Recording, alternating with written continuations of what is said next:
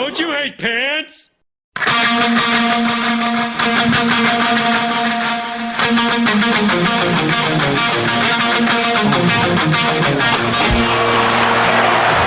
Brunette. Brunette's in. Andrew Brunette shot to score. Andrew Brunette in sudden death overtime. And Minnesota is moving on.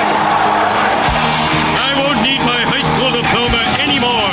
I am smart. I am smart. I am smart. I am smart. S-M-R-T. I mean S-M-A-R-T. Played here by Danny Heatley, and out they come 2-on-1.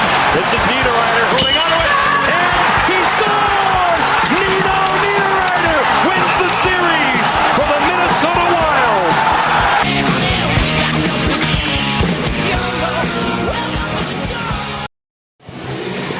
Welcome to the Giles and Goalies podcast. Back at alternate unnamed bar location. Unnamed Roseville Bar. Yeah, where I celebrated a championship in a bags tournament Friday night. Bringing titles to Minnesota. Yep. After 3 straight tournaments where we were runners-up, we didn't want to become the Buffalo Bills of this tournament and go 4 for 4 runners-up, so we won, and it was nice. There was free beverages involved with that. Oh, so terrific! Winning does pay off. Despite everything we've heard to the contrary. No, I'm Giles. If you don't know that by the sound of my lovely non-lubricated voice.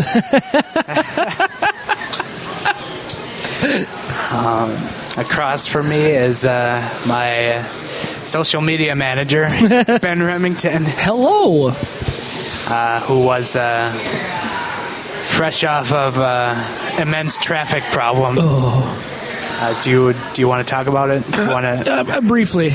I can't steal your grinding gears thunder, but we can both have something that grinds our gears. I mean, if I did that though, it would take all episode because we all know what happens when I get in my ranty pants.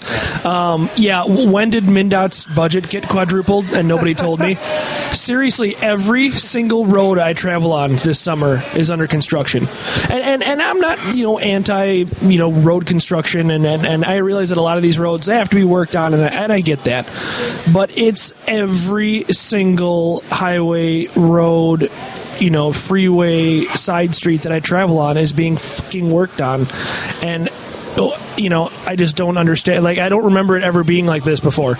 Maybe it's just luck of the draw this year, and they happen to be hitting my exact White Bear to St. Paul / Forest Lake / wherever else I go path. But Jesus tap dancing Christ, is there a lot of road construction this year? I had a friend on Facebook who put up a status the other day saying, if I was smart, I'd go back in time and invest in the company that makes all these orange signs because you can't go anywhere around here and not see one. I'm going to start my own road coating company because that business is booming. Yeah, I've already shared my thoughts on road construction on this podcast. Sure. But since we're airing out our problems. It's like today. Summer Festivus. Yeah, our June 19th Festivus. I went to the Twins game today. Mm-hmm. We're broadcasting on Father's Day. Happy Father's Day to all you dads who listen to this podcast. Yeah. I don't know if there's many, but probably more than moms last month. Probably more than we hear from. Yeah. But so I share tickets with a couple of friends. Sure. So we have a 20-game plan, which don't lecture me about blowing my money away. So basically what happens is I have 2 tickets, they have 2 tickets, and we try to go to all the 20 games we have, but it differs on schedules and whatnot. But anyway, so today I told them, I was like, hey, you can use my spare and bring your dad, and we can go into the Metropolitan Club and have brunch because they have a breakfast buffet. Sure. So we went in like right when the gates opened, and I couldn't honestly tell you the last time I went to Target Field right when the gates opened. Me neither. It's been a while. We tried to remember the last time we actually got in the ballpark to see the first pitch. It's been a while too. Yeah, I'm sometimes I'll catch that. Never in my seat, almost. I mean, usually in the concourse you see, oh hey, or I'm rarely in my seat for all that. I think the last time I caught, when the gates opened. It was even probably a shade after the gates opened, but it was the Futures game I went to, and I watched a fair amount of batting practice, which was, if you've heard anything about Joey Gallo, you know how impressive that batting practice was. Hashtag dingers. Yes, hashtag denting trucks in Target Plaza. So anyway, so we go where we have, I made a reservation as you have to make, and so we get there at 11:15, and they asked us if we wanted to sit out on the patio. I was like, yeah, it was in the shade, sure, so yeah, why yeah. not? There was a nice breeze, so it was nice. I've done that before. It's beautiful. So we were eating, drinking, whatnot, and it was a good time. But there was at no point any kind of a mention that we did have to clear out by a specific time. Yeah. Apparently that is a ticketed area for the actual baseball game. Yep. So it got to be like 12:45, 12:50. Well, I don't think it's ticketed, but they do two different meals, and so the second one starts when the game starts. Basically, we're getting run out of there, which was kind of irritating itself. Right. It was like, sure. And the waitress just kept saying, there's no hurry to leave, blah, blah, blah. I was like, okay. So now all of a sudden there's a hurry. So I still had half a drink in front of me and an empty plate. I was done eating. That was a good breakfast buffet. But anyway, so the hostess or the manager or whoever the hell it was just like clearing out the entire patio, and we were waiting for our tab to come back because we had to fix something because I didn't want to pay for something I didn't have. Sure. So as we're waiting, she was getting really impatient with us, and it's like, not our problem. So she's trying to clear our area for the next group of people to come in and sit. And so she just kind of says, hey, can I take your dishes? And I'm thinking, see where this is going. Sure. So then I kind of looked to the left because there were still some players kind of out on the field. They were warming up and whatever. So all of a sudden, I hear my friend go, hey, he's not done with that. And I crank my head around, and I just catch her in time to watch my half a beverage go right into the garbage. Well, at least you get those beverages at fair prices at Target Field. No, you don't. No, you really don't. Wow. That so sucks. It took me a good 45 minutes to calm down from that.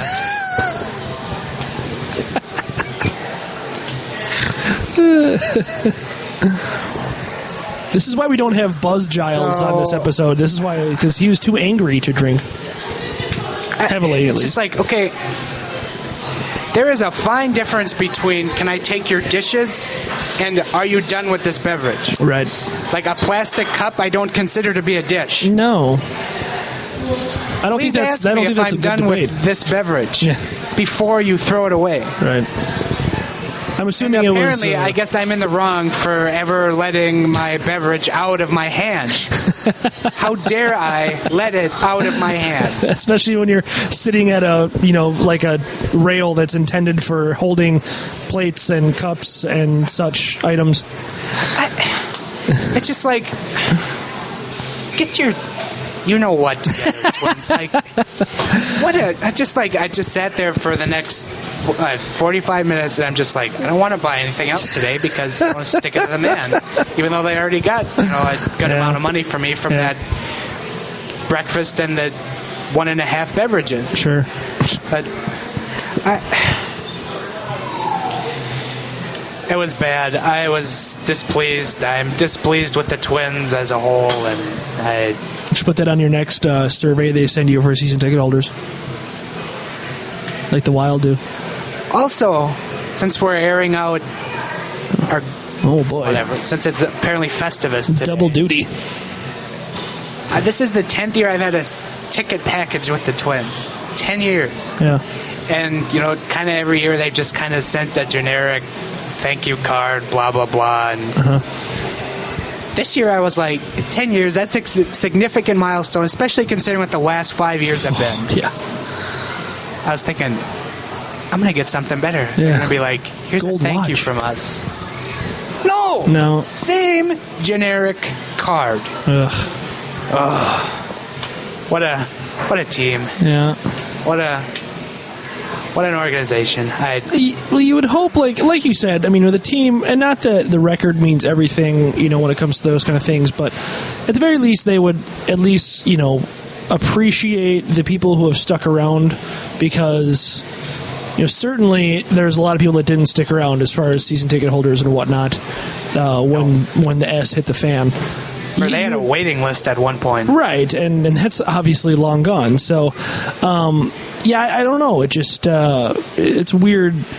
And then I don't know. I mean that can go. I mean that's across the board everywhere. I mean it just feels like so many teams are operated like so business-like, which I understand teams are businesses. We're not, this isn't our first, foray into sports business, but they're operated so business-like, as opposed to it's like you're not quite. I mean, you're not a fucking accounting firm. You know what I mean? Like right. it's a little bit different when your money relies so heavily on the support of your fans and the product on the field. Well, what really kind of aggravates me is like the first few years I did this, it was in the Metrodome. Sure. They really spoiled us. Like they did go out of their way to. Well, they had to make us want to come back, and now it's just polar opposite, and it's like you got to make people want it, especially now when the team is. Have they won 20 games yet? I don't. I think they just crossed that mark. Did they do that today? Did I witness win number 20? I don't know. I vaguely remember. I think they're right around the 22 and 40 or 50 range. 22 and 40s, something like that. Anyway, I'd have to check. That's what's grinding my gears right now. And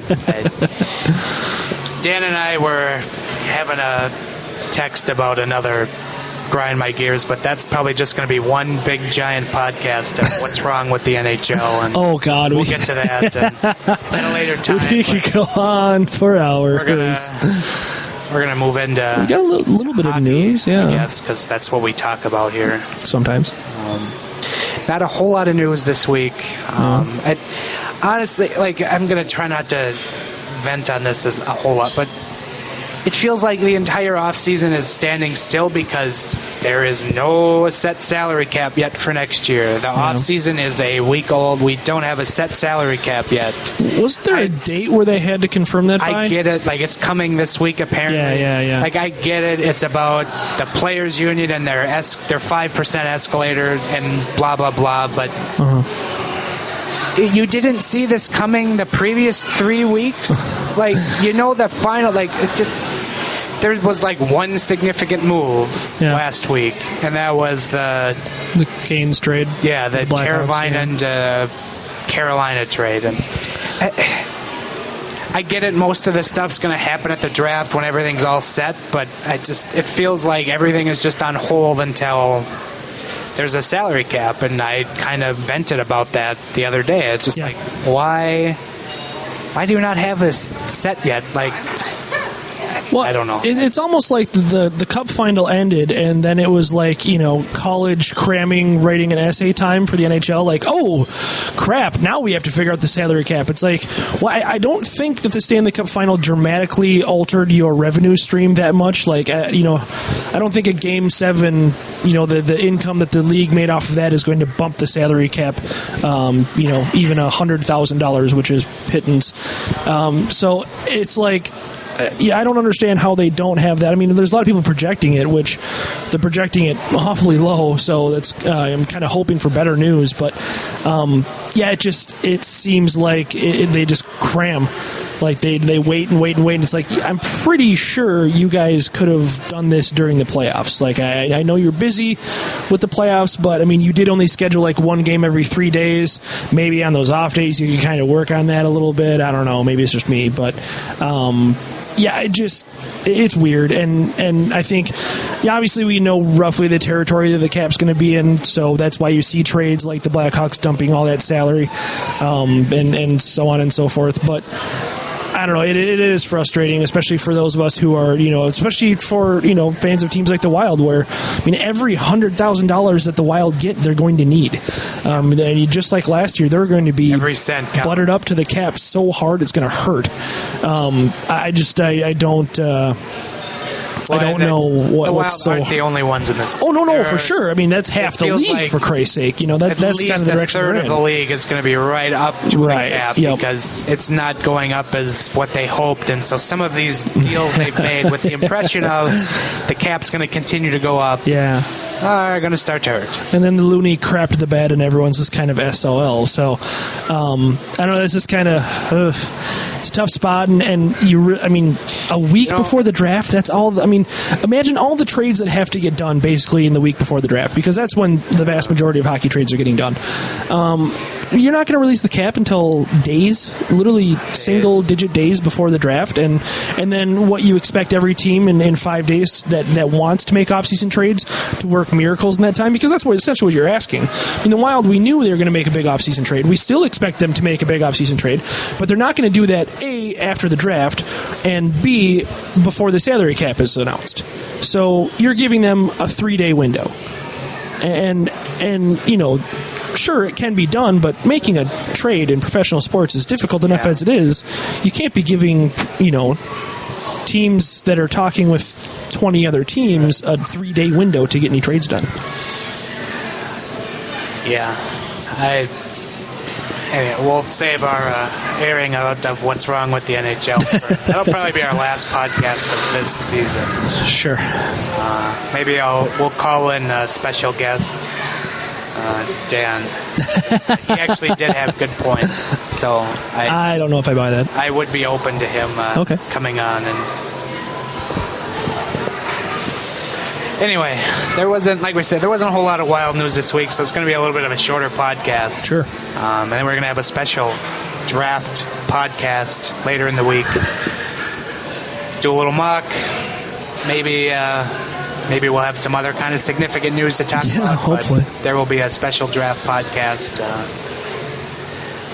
midweek leading up to the draft. And Ben's kind of anchoring our draft coverage this year because I'm in a wedding on draft weekend, so I'm kind of out of the equation. And it stinks because I really enjoyed covering the draft last year. Mm-hmm. So it's... it's been a lot of fun. I forgot how much I enjoyed pre-draft scouting until I started doing it again, and I really do. I like the speculation of it. I've said it many times before. I really like drafts. I'm intrigued by the NBA draft. I'm a big fan of the MLB draft. I even like the NFL draft. All drafts are intriguing. Yeah, and I hate the NFL, and I even like that draft. So, well, I do like the NFL draft, but the 3-month coverage leading up to it's a bit overblown. It's a bit much, which, that can be said for literally everything that happens in the NFL. So, but it just, I'm looking forward to it. I'm hopefully, maybe you've been reading along. I'm halfway through now my 10 for 15 series with 10 players that could potentially be Wild draft picks at 15, and as we've said a zillion times, that's if they keep the pick, which we remain to be seen. So maybe they trade the pick sometime this week, maybe not. Maybe they trade down. We're not really exactly sure. So as you said, we'll find out. We'll do the draft podcast, which we're going to do a mock draft of 1 through 15, and then we'll hit publish on whatever day, and then shortly thereafter, the Wild are going to trade their... I'm going to click publish. I'm going to go to promote the podcast on Twitter, and as I scroll through, I'm going to see Wild trade number 15 pick for blah, blah, blah, and a hand sandwich, and... Yeah. So that's just kind of how it's going to go. I mean, I'm already reserved to that fact. No, I guess the only bit of Wild-related news in the last week was they hired an AHL coach. Yeah, that's cool. It wasn't the interim coach. I can't think of his name. If I can maybe scroll through. Dave Cuniff. Yeah. Dave Cuniff. Dirty Dave. No, they hired Derek Lalonde out of Toledo, the ECHL. Had a very impressive record over his last couple of years there, and was part of a big turnaround for that team. And he'll be kind of taking over an Iowa Wild team that certainly has a lot of fresh blood.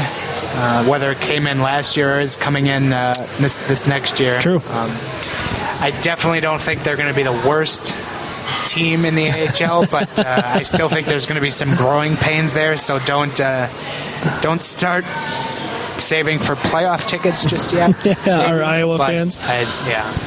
Yeah, I mean, we're going to see some talent come in there. Obviously, Alex Tuck is the big name. That's probably going to... I mean, you would think he's going to start his season there. I really don't see him making a team out of camp. He's probably going to be on maybe the Mike Riley program, maybe even more conservative yet, where he doesn't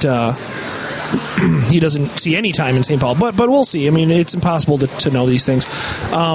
There should be a decent influx of talent coming in there, and there's already some young talent to work with. He certainly has his work cut out for him. And I don't know that they really necessarily have a goalie. I think they've got a couple of guys that maybe, but I don't know that's really. I mean, Steve McCulloch was not bad at the end of last year. Right, and he just came up, so maybe he's ready for that job now, but I don't know. I didn't think Leland Irving was all that terrible, but I don't know if he'll be back, but I think they're definitely on their way up, so better times are ahead on the farm. Yeah. But, it sounds like Lalonde is... Yeah, it's certainly kind of a guy on the rise. Right. It reminds me of what I read about Mike Gill when he was hired in the AHL. Let's not hurry up and make those comparisons just yet. I mean, I think there's still a lot of. There's a beer in front of me. I think the wounds are fresh.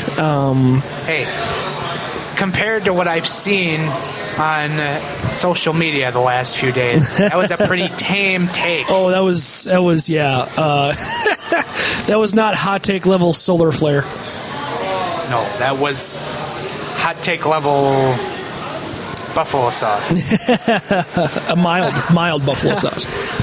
Yeah, agreed. And then I guess, I don't know, this isn't really Wild related, but I'll make it Wild related because I want to.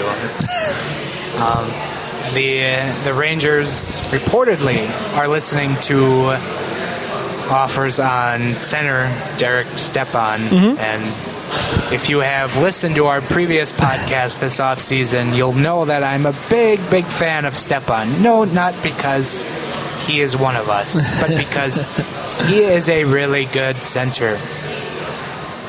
So I hope Chuck Fletcher's had the Rangers on the phone a few times. I don't think it's a stretch to say that news is Wild related. I mean, if they're listening to calls, anytime any team is looking to shop a center, I think that's Wild related news. I mean, it's very obvious what the Wild want to do. The teams, other teams in the NHL aren't dumb. They know what the Wild want to do, just like we do, and they know what the Wild have. And if the Rangers need anything, defense. It's defense. So, exactly what's in this piece from the report. Is the Rangers need to rebuild the defense, and gosh darn it, how about that? The Wild just have a wonderful.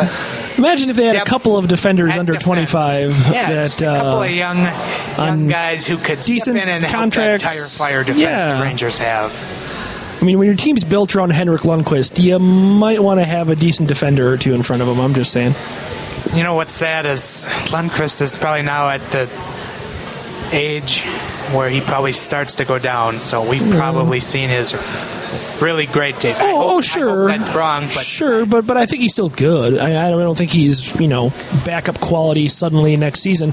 I think he's got a couple of years of being a solid starting goaltender in him. I forget who it was. I was listening to the Puck Soup podcast last week, and it was either Wyshynski or Loza. One of them brought it up that basically Lundqvist, if he wants to win a cup in his playing days, he's going to have to do what Hasek did and go somewhere else. Yeah. Because I think the Rangers have peaked and they're on their way down. Yeah.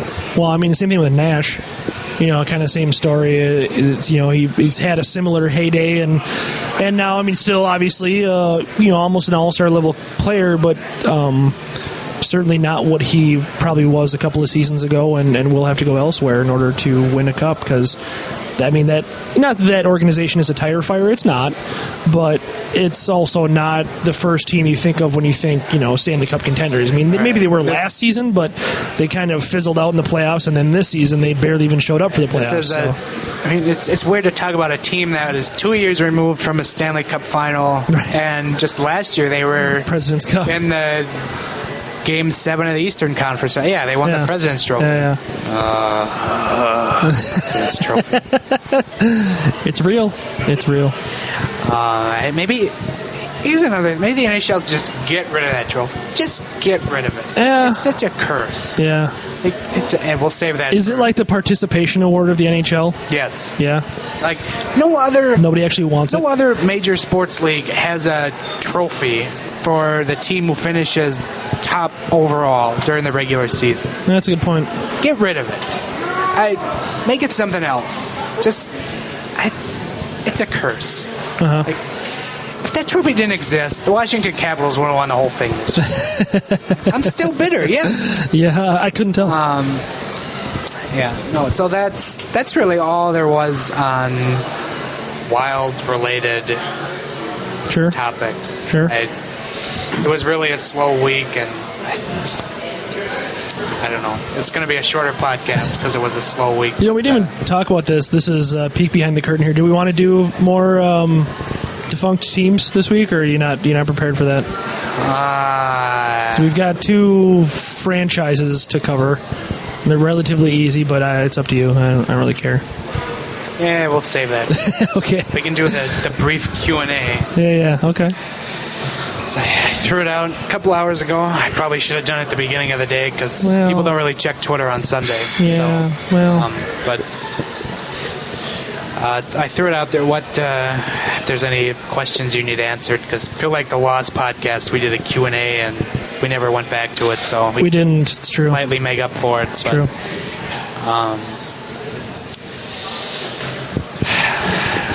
There's a question from Dan. Which he just, again, asks, is Zucker the new Pominville? And in parentheses, #brand on point. If they sign Zucker to a 5-year contract, which we will regret in 2 years, then yes, he is the new Pominville. Dan does have a good #brand going right now. But yeah, well, I mean, at least he does have a very consistent brand. I'll give him that. Friend of the show, Carrie, from last week's episode, her, which surprisingly wasn't the highest rated show in our podcast. I figured she'd help us more than accomplish that feat, but I'd have to rethink that one next time. Persona non grata, I think is we're how you say die next time she's here. She asked, will I show up 90 minutes late this week? Answer, no, I was on time. Yeah. And Ben would have been too, but traffic cones got in the way. Right, yeah. So, this is what it is. So, noted listener of the podcast, Aaron Berger. I guess kind of floating out the expansion that we kind of forgot about. Sure. We can get more into that. Who are you okay losing to expansion? Do you think Vegas goes hard after Zucker? Post-expansion trade, maybe? There's a lot in there. Because the rules, it's so hard to because we don't know the rules yet. That's another thing. It's we have here comes expansion. We have an idea what the rules are, and maybe that's something we can just kind of just throw it there right now, as long as he asked. So it's 7 forwards, 3 skaters, or 3 defensemen, or 8 skaters, and then plus a goalie, which obviously is going to be Dubnyk because he's got a no movement clause. So You think? I think you have to go 7 forwards, 3 skaters over the 7 forwards, 3 defenders over the 8 skaters. I mean, you're protecting 2 extra players. I mean, as good as our defensive core is, and that's why that rule was put in place, because you could protect more than 3 defenders. As good as our defenseman is, I think you have to keep the 2 extra players.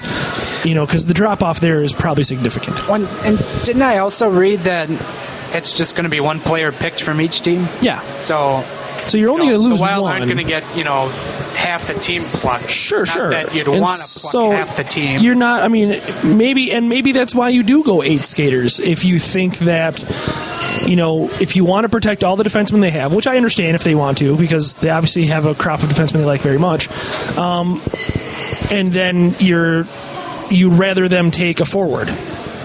But I just think at this point, I think the Wild wouldn't rather they take a forward, because that's what they need is forwards. So I think they do go the 7 forwards, 3 defensemen route. And I think that it basically ends up they leave a defenseman out there they could take him. Because even after dealing one this summer, you're still going to have a fair amount of defensemen that you like on this roster. And you don't have to protect Mike Riley. So you're covered there.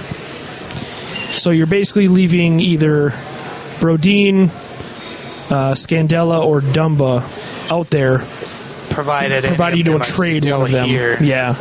But so if you trade one of them, then you're leaving 2 of them exposed, and you're going to lose another one.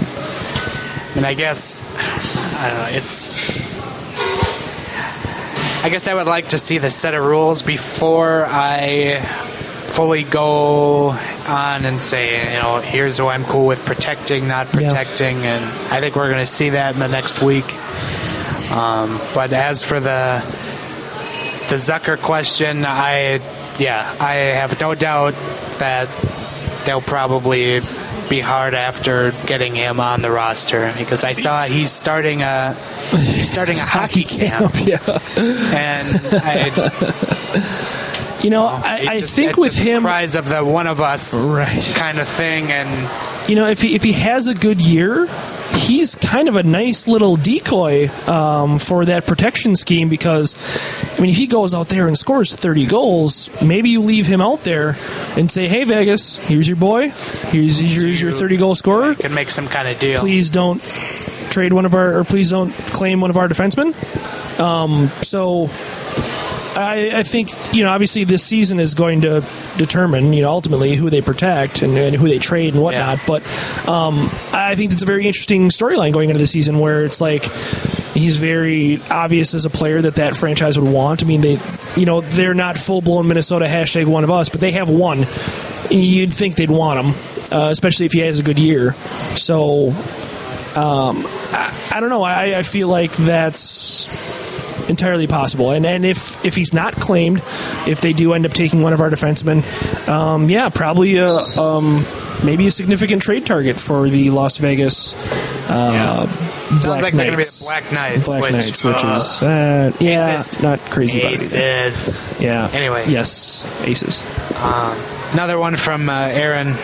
All Pittsburgh teams, like all the major Pittsburgh teams, are black and gold. Cool idea. Would that work elsewhere, like Minnesota? Well, it's a little late now. Right. I mean, I just don't think anywhere else can really pull that off. And like you said, it's really late in the day for that, because most major sports teams are just kind of set for where they're at and their team colors. Like, it's really rare now to see a team just full on rebrand their colors and all that, and it just. Yeah, Minnesota would be nice, but the Twins are set in the red and blue, which I like. Right. The Vikings are purple and gold, and the Wild are green and red, and the Wolves are more of a blue and green. And it just. So I mean, we kind of have connections in that, where you've got the green with the Wild and the Wolves, you've got the blue with the Wolves and the Twins, and then you've got urine yellow with the Twins and the Vikings. So, I mean, I guess we've kind of got like an Olympic rings thing going on. The Twins call it Casota Gold. Get it right. I call it stupid marketing stunt. Let's make new hideous-looking jerseys. Yes. So I mean, yeah, it is a little bit late in the game. I can't even think of a major market that is even close. I mean, is there even? I mean, they only have 3 teams there. Is there another market that is even close to having that has 2 teams with the same colors? I don't think. I'm sure, but I don't know if there is. This is a good memory, and I think I was. I mean, you have Rangers, Giants, Knicks. Well, they're all red and blue. The Knicks are blue and orange. Oh yeah, you're right. Never mind. Come on, a Friends fan would know this. Joey loves the Knicks. It's true. It's true. No, this is actually a cool memory. When I was a sophomore in high school, it was ancient history. It's like ancient history. It was not American history. It was like ancient history or very early Earth history and whatnot. And so the teacher in there, very cool guy, sports guy. He would challenge me daily with sports questions. And he had a lot of basketball-related ones because he's a basketball guy. So I would kind of, not get a lot of them. But sure. He had one where he asked me, what city has all major sports teams wear the same colors? Yeah. And it didn't hit me immediately. And I sat there for the 45-minute period trying to figure it out. I drew the outline of the United States on a sheet of paper, and I just started hitting cities like, check. Oh, Pittsburgh. And then finally my friend kind of leaned over and go, dude, that was a complete waste of time. You're in school. That's kind of a given. So if you're wondering why I didn't do well in history. Well, and also that wasn't even an initial thing. I mean, because when the Penguins started, they were like kind of a baby blue. They were baby blue and yellow, and they changed over to black and yellow. During the late 70s, because the Pirates were kind of all the rage, the Steelers were all the rage, and they figured, hey, it'd be kind of cool if we did this. And many people know this, but the Bruins were pissed, like really pissed. I mean, that's back when only there was 14 teams in the NHL. So that was some serious gimmick infringement going on. Bruins. Right. But still, they were pretty pissed. They pulled it off. Yeah. They had a good luck. Sure. And so it's like, that was very rare for that kind of thing to happen. And I don't know if you're Pittsburgh, you really got to hang your head on that because it not only isn't done anywhere else, but kind of can't be done anywhere else unless Las Vegas goes with black and gold or black and silver when the Raiders move there. Well, that's, I guess, kind of on expansion. That's kind of the interesting thing is like, the NFL is kind of flirting with moving the Raiders there, and like I saw a report the other day that said like the NBA is going to be watching. I mean, doesn't Sacramento threaten to move like every summer? Yeah, very intently because they could move a couple of teams. Sure, it's like. Again, this is going to kind of get into the ranty part of the NHL. But I think, as much as I generally don't like how the NHL handles themselves in several aspects, I think the expansion to Las Vegas, whether you're one of the hockey won't work in the desert kind of people, I think this is going to be a good move on the NHL's part because. Right. It's Las Vegas. I'll readily admit that I'm incredibly biased because I'm a big hockey fan and I'm a big Vegas fan. So the first podcast on the road is going to be from Vegas. Yeah, unless we go to Chicago. Next year. Yeah. But I mean, just trying to look at it as objectively as I possibly can. Which I don't know if you saw or not, but Darren Rovell, in all of his infinite genius, tweeted why it won't work in Vegas because it's a restaurant town now, and that apparently can't coexist. But I really do think it'll work, and that's why I'm glad that hockey expanded there. I mean, even though the talent's watered down, whatever, I'm glad hockey expanded there because I'm glad they're the first ones into that market. I mean, they have a AAA ball club, whoop-de-doo. They had a UFL team, which is kind of more of a punchline than anything. But I'm glad they went there. I'm glad they were the first major sports league there. This is what I think of Darren Rovell. That's very inappropriate, Giles. We can't share what that was in the podcast. That's not appropriate. But I really do like it, and I think it will work because it becomes a destination, and it does. And it's not like.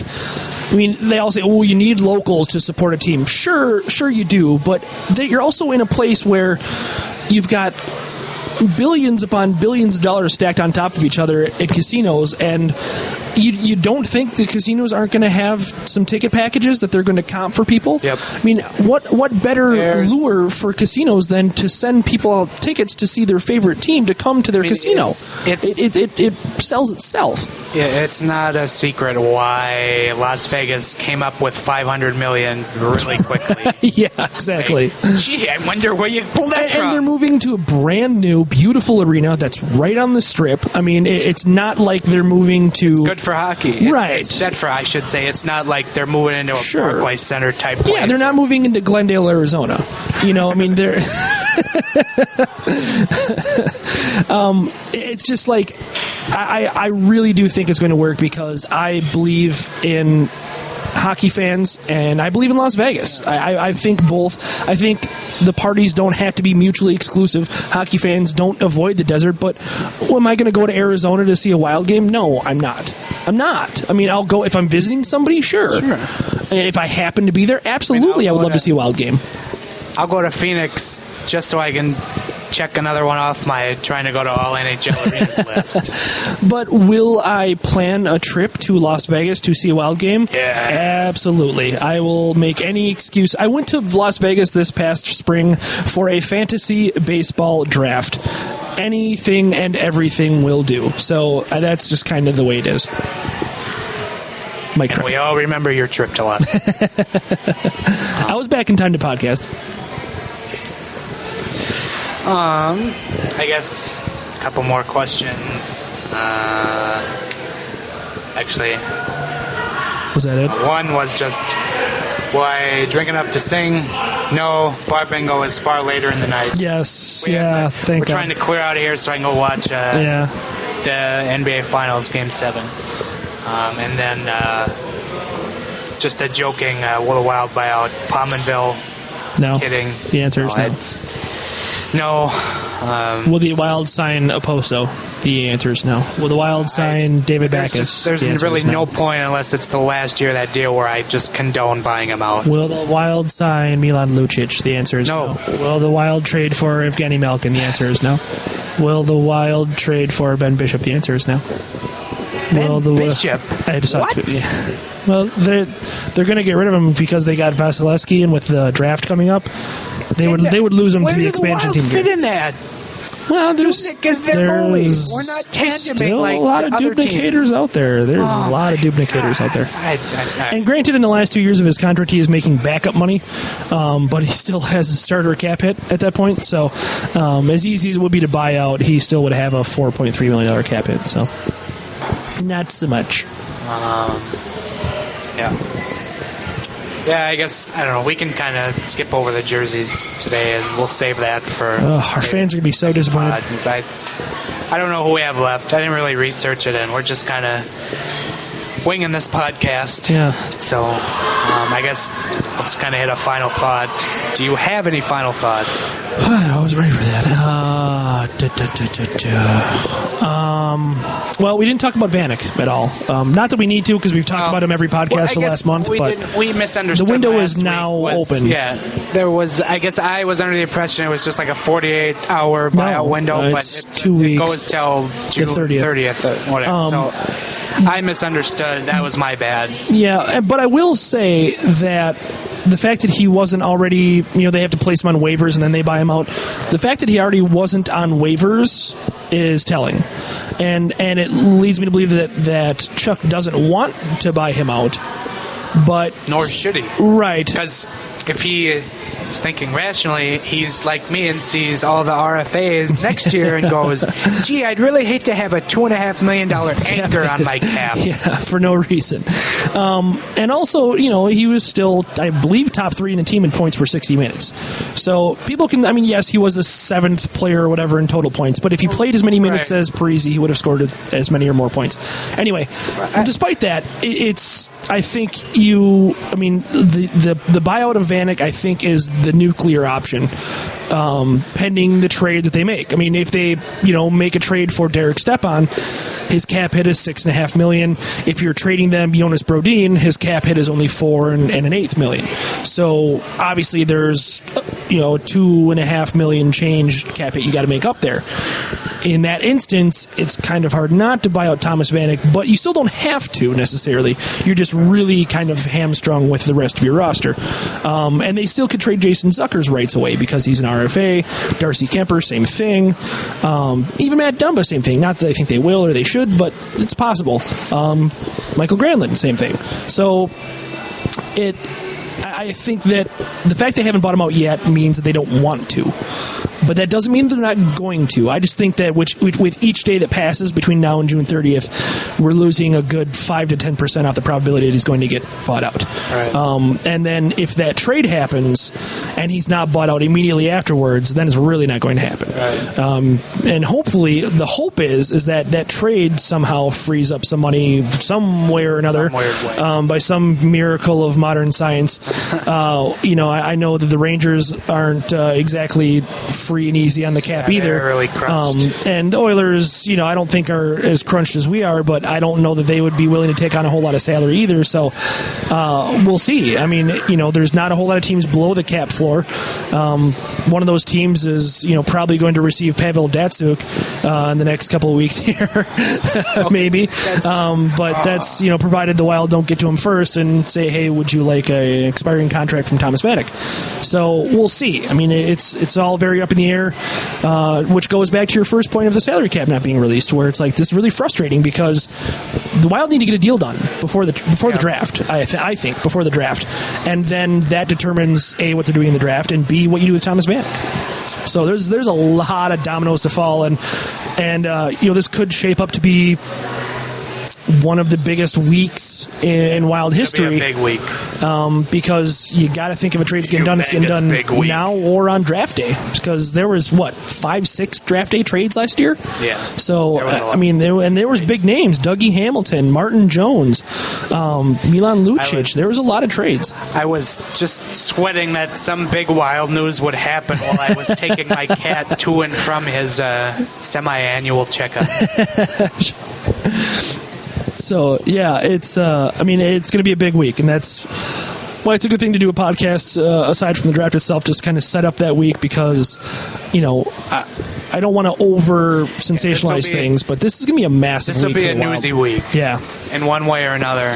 So look forward to it. Yeah. Keep your eyes on the Twitter machine. Look forward to our draft podcast. Yes, that too. The draft, and if you like the draft coverage. Yes. So you'll get kind of a rundown from prospects from us and who should be out there, and has Ben's kind of writing it up for this last week and into the next week. You kind of see who should be there and should the Wild still have that pick. Yeah. But I guess... All right, now we're going to get ranty on the NHL. My final thought is, you just kind of mentioned it, was, okay, I have two final thoughts. The ranty one done first, but one... it stinks. Pavel Datsyuk is going back to Russia, leaving 1 year left on his contract, kind of putting the Wings in a rough spot. It really is. He was a great player to watch, and he had the silkiest set of mitts we've seen in a while. But what I don't like is that a player's not going to play, and that contract, or like Chris Pronger or Mark Savard, those contracts are suddenly tradable. Yeah. Well, and it's weird that those players are in Savard and Pronger's case, clearly retired. Or clearly not going to play in the NHL again. Chris Pronger's in the Hall of Fame. Exactly. And it's just I don't understand. I mean, I understand you're honoring contracts or whatever, but in Major League Baseball, all contracts are guaranteed. But when you retire, your contract is done. Yeah. You file the paperwork to be retired, your contract is now void. I just don't understand how that doesn't apply to the NHL. The CBA where there's just retirement, recapture penalties, and blah blah. Right, blah. and the Wild are. That could hit very hard, very close to home. If Parisi and Suter don't play out the entirety of their contracts, because their contracts are absurdly long, and quite frankly, if they play the entirety of their contracts, it's going to be a mild surprise for a lot of people. If they retire early. And yeah, if they retire early, that's a hefty cap hit. Move them to Quebec City. I don't want it. Trade them to Las Vegas. You want Jason Zucker, you will take Suter's contract. Enjoy. And then my other final thought is I saw, because I kind of just alluded to it with my humongous big comment, Ilya Bryzgalov is looking to return to the NHL. Yes. I am so glad We missed him. he wants to give it another shot, and I guess maybe he got bored sitting on his couch. But Yeah, I mean, you can only roll around in a mattress filled with Flyers money for so long. See, that's the thing. It's like he doesn't have to come back and No, he he's still doesn't. making a good $1.5 million. Oh yeah. If you don't want that check, hey, Yeah, well, I'm available to take some. So that'll be an interesting storyline to see what happens, if anything. I'm sure somebody out there will probably give him a tryout, but... well, I mean, he did play with the Ducks very briefly last season, and it didn't go particularly well, so, I mean, I don't know. It's a nice story, and everyone loves good Briz news, because everyone loves Briz, let's face it. But I'm not going to throw him a parade just yet. And as far as him signing to be the backup for the Wild, it's like as rough as he looked last season. If they trade Kemper and that's their game plan, I mean, sorry, I love you, Briz, but I don't know if I'm crazy about that. It's another interesting storyline is Kemper, because all of a sudden there's just a giant goalie market. Yeah. Yeah, I mean, with the only being able to protect one goalie in this expansion draft, I mean, that means that a lot of teams with two good goalies, a la the Ducks, the Lightning, etc., are going to be looking to move said second goalie. So, yeah, we'll see how that goes. It could be a very interesting summer for goalies specifically. All right, we're gonna clear out. And go watch NBA Finals. Yes, sir. Don't hate on me for doing that. But, you can find our writings at wildextra.com. You can find Ben on the Twitter machine at Ben Remington. Yes, sir. Find me on Twitter at Giles Farrell. Or follow at Wild Extra if you like that particular account. Brand of whimsy. But, yeah, like I said, we'll be back midweek draft podcast. Again, rate us on iTunes. Find us on iTunes. Listen to us on Libsyn. Blah, blah, blah. Tell your friends. Usual promoting stuff. Tell your mom. So, should be an exciting week. But, yeah, I think that's about it. So That'll do we'll see you during the week. Later. St. Paul, Minnesota. Minneapolis, Minnesota. We are ducks, and ducks fly together.